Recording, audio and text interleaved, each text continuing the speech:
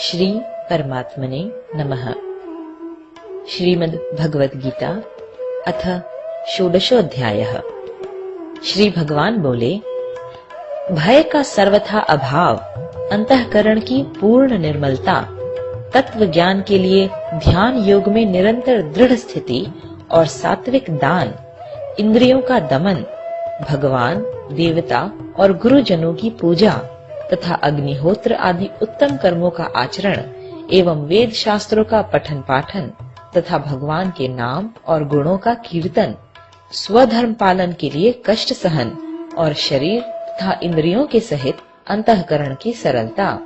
मन, वाणी और शरीर से किसी प्रकार भी किसी को कष्ट न देना, यथार्थ और प्रिय भाषण, अपना अपकार करने वाले पर भी क्रोध का न होना, कर्मों में कर्तापन के अभिमान का त्याग, अंतःकरण की उपरति अर्थात चित्त की चंचलता का अभाव, किसी की भी निंदादि न करना, सब भूत प्राणियों में हेतु रहित दया,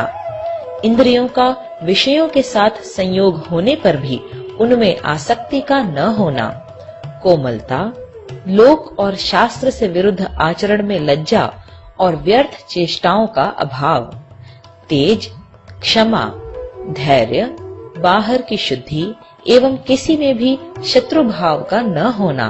और अपने में पूज्यता के अभिमान का अभाव, ये सब तो हे अर्जुन दैवी संपदा को लेकर उत्पन्न हुए पुरुषों के लक्षण हैं। हे पार्थ, दंभ, घमंड और अभिमान तथा क्रोध, कठोरता और अज्ञान भी ये सब आसुरी संपदा को लेकर उत्पन्न हुए पुरुष के लक्षण हैं। दैवी संपदा मुक्ति के लिए और आसुरी संपदा बांधने के लिए मानी गई है। इसलिए हे अर्जुन, तू शोक मत कर, क्योंकि तू दैवी संपदा को लेकर उत्पन्न हुआ है। हे अर्जुन, इस लोक में भूतों की सृष्टि यानी मनुष्य समुदाय दो ही प्रकार का है, एक तो दैवी प्रकृति वाला और दूसरा आसुरी प्रकृति वाला। उनमें से दैवी प्रकृति वाला तो विस्तार पूर्वक कहा गया, अब तू आसुरी प्रकृति वाले मनुष्य समुदाय को भी विस्तार पूर्वक मुझसे सुन। आसुर स्वभाव वाले मनुष्य प्रवृत्ति और निवृत्ति इन दोनों को ही नहीं जानते, इसलिए उनमें न तो बाहर भीतर की शुद्धि है, न श्रेष्ठ आचरण है और न सत्य भाषण ही है। वे आसुरी प्रकृति वाले मनुष्य कहा करते हैं कि जगत आश्रय रहित, सर्वथा असत्य और बिना ईश्वर के अपने आप केवल स्त्री पुरुष के संयोग से उत्पन्न है, अतएव केवल काम ही इसका कारण है, इसके सिवा और क्या है। इस मिथ्या ज्ञान को अवलंबन करके जिनका स्वभाव नष्ट हो गया है तथा जिनकी बुद्धि मंद है, वे सब का अपकार करने वाले क्रूर कर्मी मनुष्य केवल जगत के नाश के लिए ही समर्थ होते हैं। वे दंभ, मान और मद से युक्त मनुष्य किसी प्रकार भी पूर्ण न होने वाली कामनाओं का आश्रय लेकर अज्ञान से मिथ्या सिद्धांतों को ग्रहण करके और भ्रष्ट आचरणों को धारण करके संसार में विचरते हैं तथा वे मृत्यु पर्यंत रहने वाली असंख्य चिंताओं का आश्रय लेने वाले, विषय भोगों के भोगने में तत्पर रहने वाले और इतना ही सुख है इस प्रकार मानने वाले होते हैं। वे आशा की सैकड़ों फांसियों से बंधे हुए मनुष्य काम क्रोध के परायण होकर विषय भोगों के लिए अन्याय पूर्वक धनादि पदार्थों का संग्रह करने की चेष्टा करते हैं।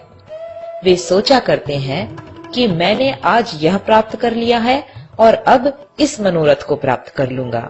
मेरे पास यह इतना धन है और फिर भी यह हो जाएगा, वह शत्रु मेरे द्वारा मारा गया है और उन दूसरे शत्रुओं को भी मैं मार डालूंगा। मैं ईश्वर हूँ, ऐश्वर्य को भोगने वाला हूँ, मैं सब सिद्धियों से युक्त हूँ और बलवान तथा सुखी हूँ, मैं बड़ा धनी और बड़े कुटुंब वाला हूँ, मेरे समान दूसरा कौन है। मैं यज्ञ करूंगा, दान दूंगा और आमोद प्रमोद करूंगा। इस प्रकार अज्ञान से मोहित रहने वाले तथा अनेक प्रकार से भ्रमित चित्त वाले मोह रूप जाल से समावृत और विषय भोगों में अत्यंत आसक्त आसुर लोग महान अपवित्र नरक में गिरते हैं। वे अपने आप को ही श्रेष्ठ मानने वाले घमंडी पुरुष धन और मान के मद से युक्त होकर केवल नाम मात्र के यज्ञों द्वारा पाखंड से शास्त्र विधि रहित यजन करते हैं, वे अहंकार, बल, घमंड, कामना और क्रोध आदि के परायण और दूसरों की निंदा करने वाले पुरुष अपने और दूसरों के शरीर में स्थित मुझ अंतर्यामी से द्वेष करने वाले होते हैं। उन द्वेष करने वाले पापाचारी और क्रूर कर्मी नराधमों को मैं संसार में बार बार आसुरी योनियों में ही डालता हूँ। हे अर्जुन, वे मूढ़ मुझको न प्राप्त होकर ही जन्म जन्म में आसुरी योनि को प्राप्त होते हैं, फिर उससे भी अति नीच गति को ही प्राप्त होते हैं, अर्थात घोर नरकों में पड़ते हैं। काम, क्रोध तथा लोभ, ये 3 प्रकार के नरक के द्वार आत्मा का नाश करने वाले अर्थात उसको अधोगति में ले जाने वाले हैं। अतएव इन तीनों को त्याग देना चाहिए। हे अर्जुन, इन तीनों नरक के द्वारों से मुक्त पुरुष अपने कल्याण का आचरण करता है, इससे वह परम गति को जाता है, अर्थात मुझको प्राप्त हो जाता है। जो पुरुष शास्त्र विधि को त्याग कर अपनी इच्छा से मन माना आचरण करता है, वह न सिद्धि को प्राप्त होता है, न परम गति को और न सुख को ही। इससे तेरे लिए यह कर्तव्य और अकर्तव्य की व्यवस्था में शास्त्र ही प्रमाण है, ऐसा जानकर तू शास्त्र विधि से नियत कर्म ही करने योग्य है। षोडशोऽध्यायः समाप्तः।